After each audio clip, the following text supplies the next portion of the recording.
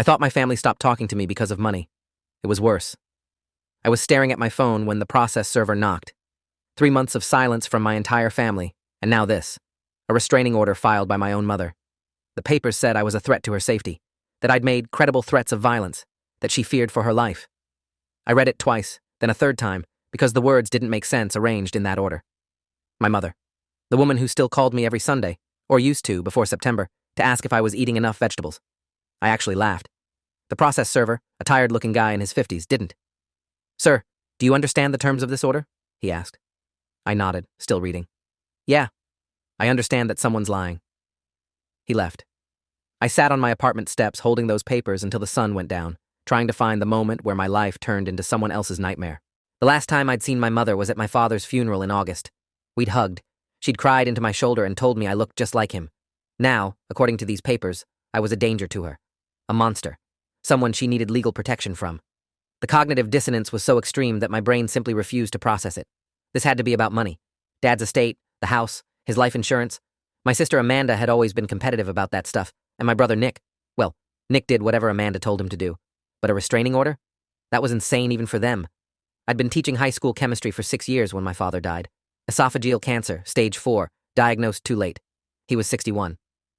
For the last 3 months of his life, I drove to my parents' house every Thursday and Sunday to help Mom take care of him. I'd bathe him, change his sheets, sit with him during the worst of the pain. Amanda came by maybe twice, both times for less than an hour. Nick didn't come at all. He lived in Seattle and said he couldn't get time off work, which was bullshit because he worked remotely. But I didn't hold it against them then. Grief is complicated. People handle it badly. The funeral was strange. Looking back, that was the first red flag, but I missed it because I was too deep in my own grief. Amanda barely looked at me.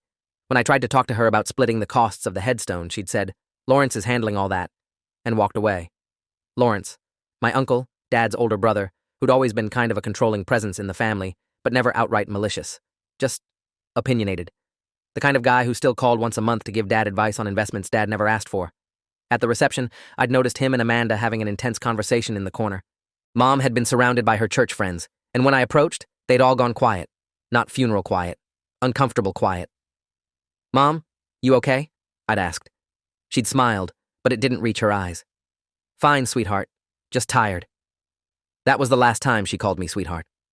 3 days later, her texts stopped. A week after that, Amanda blocked my number.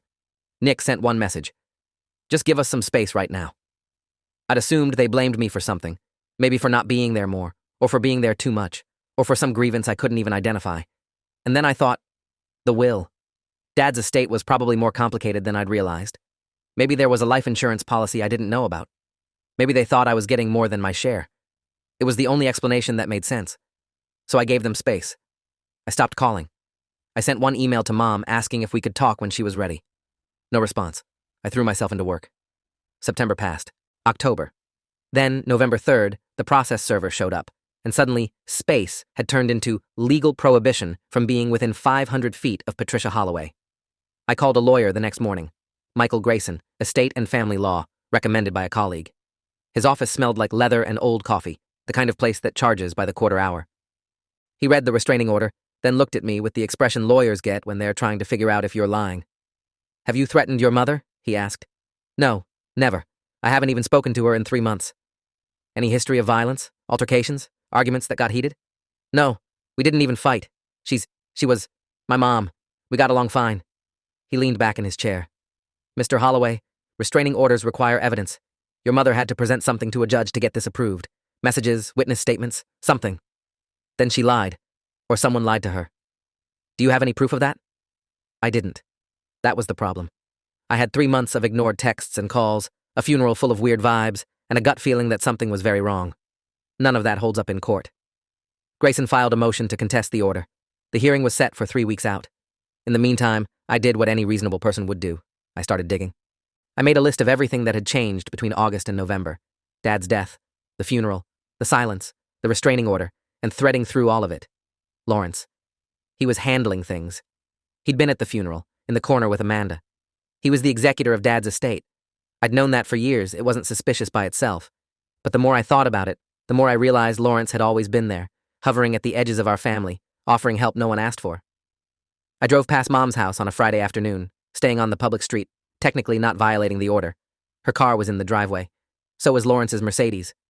I sat there for 20 minutes, watching, feeling like a stalker outside my own childhood home. The curtains were drawn, no movement. I took a photo of the cars, I don't know why, some instinct that I'd need proof of something eventually, and drove away before anyone could call the cops on me. That weekend, I created a new email account and sent a message to Nick. Subject line, "What the hell is going on?" I kept it short, non-accusatory, just asking him to explain what I'd supposedly done. He didn't respond. I sent one to Amanda from the same account. Also, nothing. On Monday, I tried a different approach. I called my mom's best friend, Carol, who'd known me since I was 8 years old. Carol had been at the funeral. She'd hugged me, told me Dad would be proud of the man I'd become. "Carol, it's Thomas.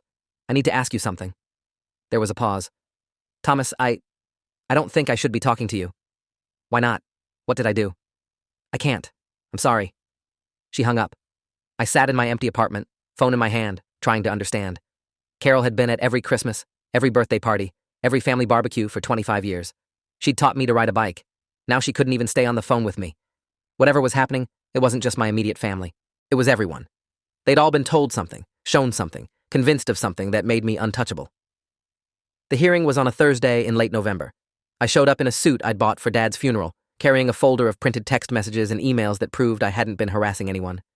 Grayson met me outside the courtroom, looking grim. "Your mother's attorney submitted evidence this morning," he said. "I got a copy an hour ago. You need to see this before we go in." He handed me a manila folder. Inside were screenshots, text messages, allegedly from my number to my mother's, dated over the past 3 months. Except I'd never sent them. The first one was from early September. "You're going to regret cutting me out."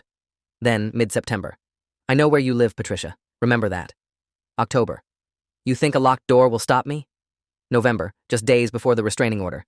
"I'm watching you. You can't hide from me forever." My vision tunneled. "I didn't send these. These aren't from me." "They're from your number," Grayson said quietly. "Then someone spoofed it, cloned my number. I don't know how, but I didn't send these." He believed me. I could see it in his eyes. But belief doesn't matter in court. Evidence matters. And the evidence said I was a stalker threatening my own mother. We went into the courtroom. Mom was there with her attorney, a sharp-looking woman in her 40s named Diana Frost. Mom wouldn't look at me. She sat rigid in her chair, hands folded in her lap, staring at the table. She looked smaller than I remembered. Older. Afraid. I wanted to scream that it wasn't me, that I'd never hurt her, that someone was doing this to us. But you don't scream in courtrooms. The judge, a gray-haired woman named Judge Brennan, reviewed the evidence quickly. She looked at the texts, looked at me, looked at my mother. "Mr. Holloway, do you have anything to say in response to these messages?" she asked. "Your Honor, I didn't send them. I don't know how they came from my number, but I never wrote those words. I haven't contacted my mother at all since August. Yet these messages exist, dated September through November, from your phone number to hers. Someone's framing me. I don't know who or why, but those aren't mine." Judge Brennan looked skeptical. "Do you have any evidence that your number was compromised? Phone records showing unusual activity? A police report about identity theft?" I didn't. I hadn't even thought to check. Grayson jumped in, requested time to investigate the messages, to bring in a digital forensics expert. The judge considered it, then denied the request. The restraining order stood. 6 months, renewable. I wasn't allowed within 500 feet of my mother, her home, or her workplace. If I violated it, I'd be arrested. I walked out of that courtroom feeling like I'd been shoved through a mirror into a reality where I was the villain of my own life. That night, I started making calls. First, my phone carrier. I got transferred 6 times before reaching someone in fraud investigations, a guy named Austin, who sounded like he was reading from a script. I explained the situation. Someone had sent threatening texts from my number. I needed records showing it wasn't me. "Sir, I'm showing all those messages originated from your device," Austin said. "That's impossible." "What device?" "Your iPhone. IMEI number ending in 4392. That was my phone. The one in my hand. "Can you tell me the location data for when those texts were sent?" "I'd need a warrant for that, sir. Privacy regulations." "It's my own phone, my own data." "I understand, but without a court order." I hung up. Dead end. I tried a different angle. I Googled text message spoofing and fell down a rabbit hole of articles about SIM swapping, cloning, and spyware. All of it required either physical access to my phone or serious technical skills. I thought about everyone who'd had access. Colleagues at school? No motive. Friends? I didn't have many close ones, and none who'd do this. Family? That's when it clicked. The funeral.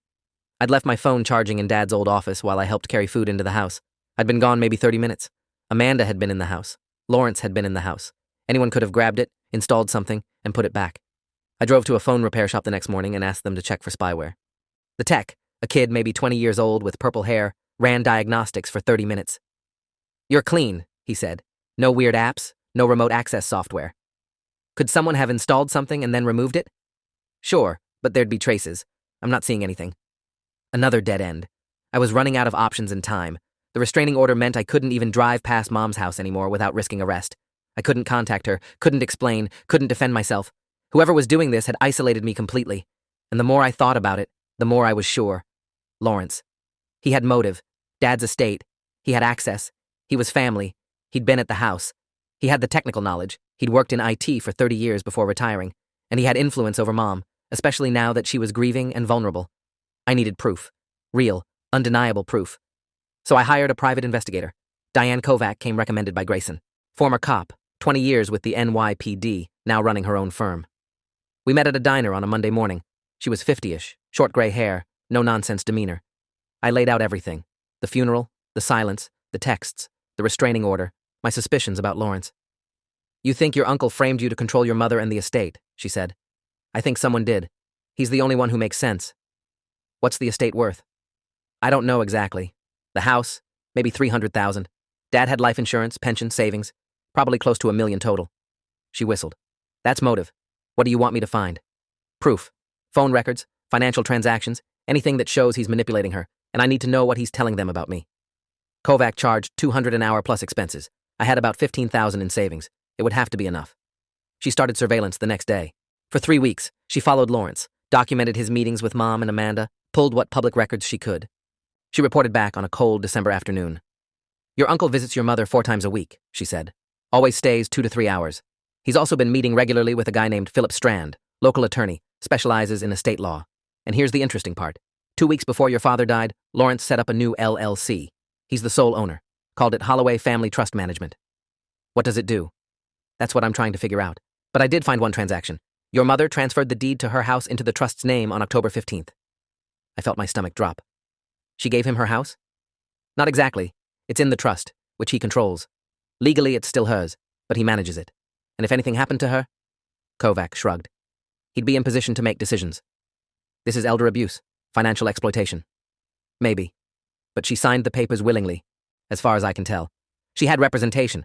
Philip Strand was her attorney. On paper, it looks like estate planning. Because he convinced her I'm dangerous. That's why she needed to protect her assets." Kovac nodded. "That's my read.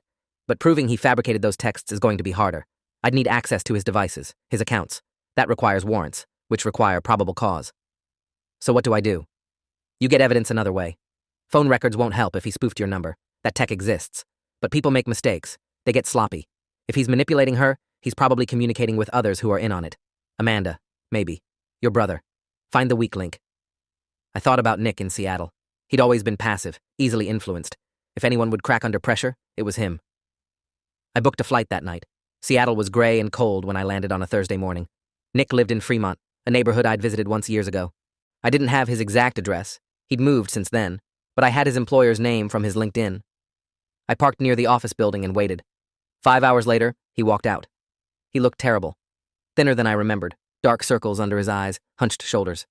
I got out of my rental car and called his name. He turned, saw me, and the color drained from his face. "Thomas, what are you can't be here. I flew 2,000 miles because my own family won't talk to me. We're talking, Nick." He glanced around like he expected someone to jump out. "You need to leave. If Mom finds out..." "Finds out what? That I'm trying to figure out why everyone thinks I'm a monster?" "You know why." His voice cracked. "The things you said. The threats. I never threatened anyone. Those texts weren't from me. They came from your phone." "Yeah, they did. Want to know how? Someone had access to it. Someone who wanted to turn everyone against me. Think, Nick. Who's been pulling the strings since Dad died?" He shook his head. "You're paranoid. Lawrence has been helping Mom. Lawrence is stealing from her. He got her to sign her house over to a trust he controls. He fabricated evidence against me so I couldn't interfere, and you're too scared or too stupid to see it." That was harsh. Too harsh. Nick's face went red. "Fuck you, Thomas. You always thought you were better than us. The good son who took care of Dad while the rest of us were too weak or too busy. Well, guess what? Mom knows what you really are now. We all do." "What am I, Nick? Say it. What exactly do you think I am?" "You're..." He stopped, swallowed. "Lawrence showed us things. Messages between you and some woman. Talking about hurting Mom, about getting revenge for being cut out of the will." "Messages? My chest tightened. What woman? I don't know her name. Some ex-girlfriend or something. He had screenshots. You were planning... Nick's voice dropped. You were planning to hurt her, Thomas. To make it look like an accident. I felt like I'd been hit. Not just framed for harassment. Framed for conspiracy to commit murder. Lawrence hadn't just isolated me. He'd turned me into a threat so credible that my own brother believed I was capable of killing our mother. And these messages with some woman? Completely fabricated. I'd been single for 2 years. I hadn't even been dating. Nick, listen to me. I never sent those messages. I never talked to any woman about hurting Mom. I don't know how Lawrence faked them, but they're not real. You have to believe me. He was already backing away. Stay away from us. If you come near Mom, I'm calling the cops. He turned and walked fast toward his car. I didn't follow. There was no point. Lawrence had done his job too well. I flew back to New York that night, defeated. Kovac called while I was waiting at the gate. I got something, she said. Lawrence uses a burner phone for some of his calls. I've been monitoring his movements, and twice this week he stopped at a convenience store and came out talking on a second device. I couldn't get close enough to record the conversations, but it's suspicious behavior. Can you trace the number? Not without a warrant, but if he's using a burner, he's hiding something. Keep pushing.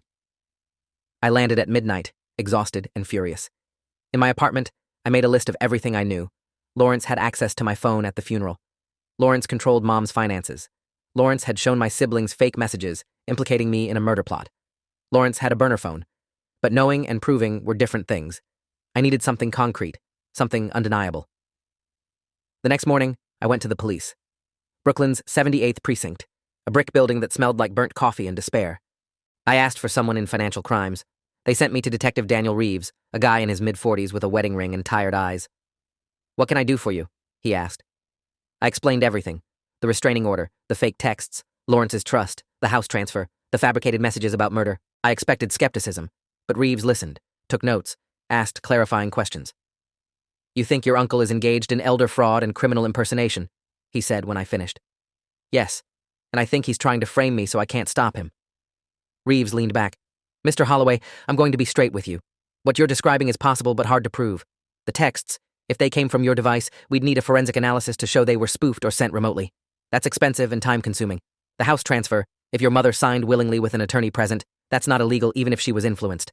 And the messages your brother saw, if you can't prove they're fake, it's his word against yours. So there's nothing you can do. I didn't say that. If you're right, your uncle has committed multiple felonies. But I need evidence. Get me phone records, bank statements, anything that shows a pattern of deception or financial exploitation. Then I can open an investigation. I left with a business card and a sinking feeling that I was running in circles. Everyone wanted evidence. No one could get it without warrants. No one would issue warrants without evidence. Catch-22. That's when I decided to do something stupid. Or maybe brave. The line was blurry. I drove to Lawrence's house on a Sunday afternoon. He lived in a suburb 30 minutes north, a nice colonial with a 2-car garage and a manicured lawn. I parked down the street and watched. His Mercedes was gone. I waited 30 minutes, then walked up the driveway like I belonged there. The front door was locked. The back door was locked. But the garage had a window, and through it I could see a workbench covered in electronics, laptops, phones, cables, a tech guy's paradise. I'm not proud of what I did next. I went back to my car, grabbed a tire iron from the trunk, and smashed the garage window.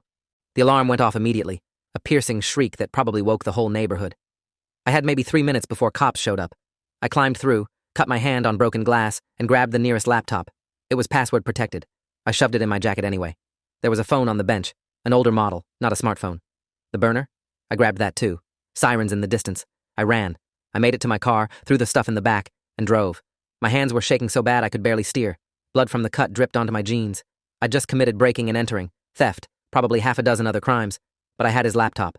If there was proof on it, emails, documents, anything, it might be worth it. I drove to Kovac's office. She took one look at me, bleeding, wild-eyed, clutching stolen electronics, and shook her head. Please tell me you didn't do what I think you did, she said. I need you to crack this laptop. Jesus Christ, Thomas. This is evidence obtained illegally. Anything we find is inadmissible. I don't care about admissible. I care about the truth. Can you do it or not? She could. It took her 2 days and a contact who owed her a favor. The laptop's hard drive was encrypted, but her guy got past it. What we found made my blood run cold. Lawrence had files on me going back months. Photos of my apartment building, screenshots of my social media, drafts of text messages, the same ones that had been sent to Mom, with notes about timing and phrasing. There were also emails to Amanda coaching her on what to say if I contacted her. And the big one, a Word document titled Scenario Planning, that outlined a step-by-step plan to discredit me, gain control of Mom's assets, and eventually contest Dad's will using a clause about mental incompetence of beneficiaries. He'd planned everything, the fake texts, the restraining order, turning my siblings against me, all so he could steal our inheritance and no one would question it because I was the dangerous son. Kovac printed everything. This proves motive and planning, but it's fruit of the poisonous tree. You stole this. Then we make it not stolen. We give it to Reeves anonymously. He'll know it came from you. I don't care. He said he needed evidence. Here's evidence. We called Reeves that night. I explained what I had and how I got it. There was a long silence. You broke into your uncle's house and stole his laptop, Reeves said finally. Yes. You know that makes you a criminal. I know, but what I found makes him worse. Another pause. Send me the files, anonymously. Use a burner email. If they're as damning as you say, I'll find another way to get a warrant. I did. Kovac helped me set up an encrypted email account and sent the files to Reeves with no identifying information. Then I waited. Days turned into a week turned into 2. On December 20th, Reeves called. We executed a warrant on Lawrence Holloway this morning, he said. Seized his electronics, financial records, the works. You were right. He's been running a long con on your mother, and you were the scapegoat. We found the software he used to spoof your number, emails coordinating with your sister, and evidence of financial transactions moving your mother's money into accounts he controls. He's being charged with fraud, identity theft, and attempted grand larceny. I sat down hard. What about the restraining order? I spoke with the DA. Given the circumstances, they're recommending it be vacated. You were the victim here, not the perpetrator. Your mother's attorney has been notified. I should have felt relief, vindication. Instead, I just felt tired. Does my mom know? She's been informed. I can't speak to her reaction. And Amanda? Nick? They're cooperating with the investigation. I think they're starting to understand. The restraining order was dropped 3 days before Christmas. I got a call from an unknown number on Christmas Eve.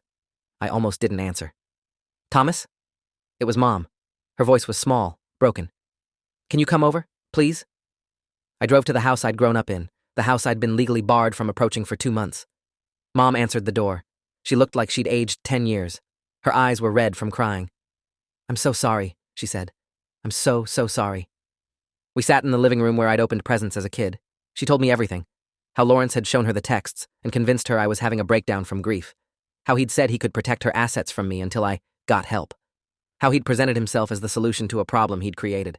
She'd believed him because he was family, because she was scared and grieving, because the evidence looked real. He said you hated me for not leaving you the house, she said. He showed me messages where you talked about hurting me, about making me pay. I was terrified, Thomas. I thought I was going to lose you the way I lost your father, but to violence instead of cancer. Those messages were fake, Mom. All of it was fake. I know that now. The police explained how he did it, but at the time, she started crying again. I failed you. I should have talked to you, should have asked you directly instead of just believing him. I'm your mother. I should have known. I wanted to be angry. Part of me was.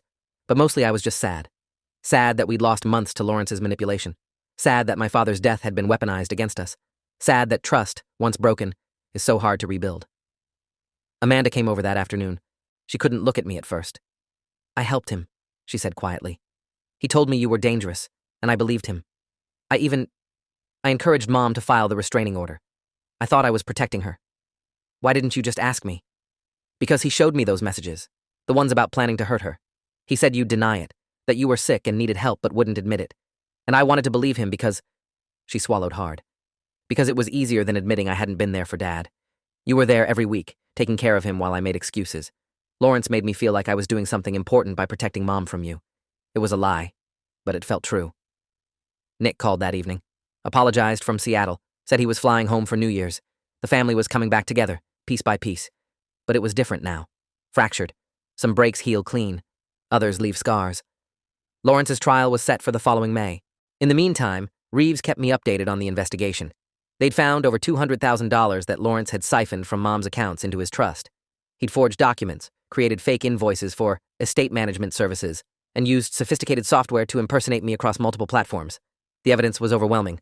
But here's what got him in the end. The burner phone. When they traced it, they found he'd been in contact with a woman named Julia Simmons, a real person, one of my colleagues at the school. Turns out Lawrence had catfished her online, pretending to be me, and gotten her to send messages complaining about my mother. He'd then doctored those messages to make them look like murder plans and shown them to Nick. Julia had no idea she'd been used as a prop in his scheme. When Reeves interviewed her, she was horrified. She testified against him. The trial lasted 4 days. I sat in the gallery and watched Lawrence, The man who'd been at every holiday, every birthday, every family gathering, get dismantled on the stand. The prosecutor, a sharp woman named Michelle Ortega, walked him through every lie, every manipulation, every stolen dollar.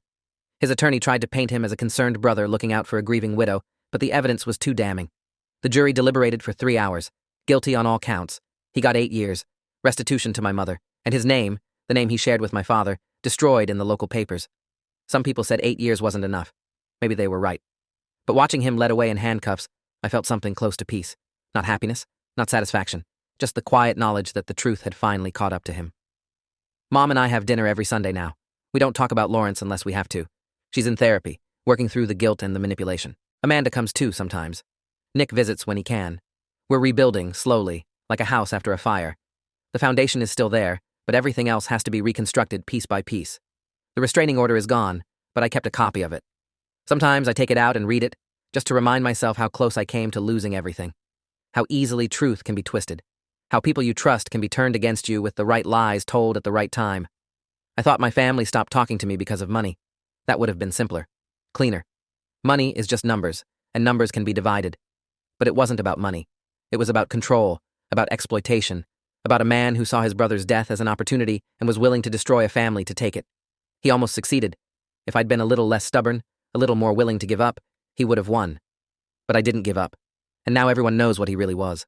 That's enough. If you enjoyed this, you'll definitely want to see the next ones too. So subscribe now and let me know your take in the comments.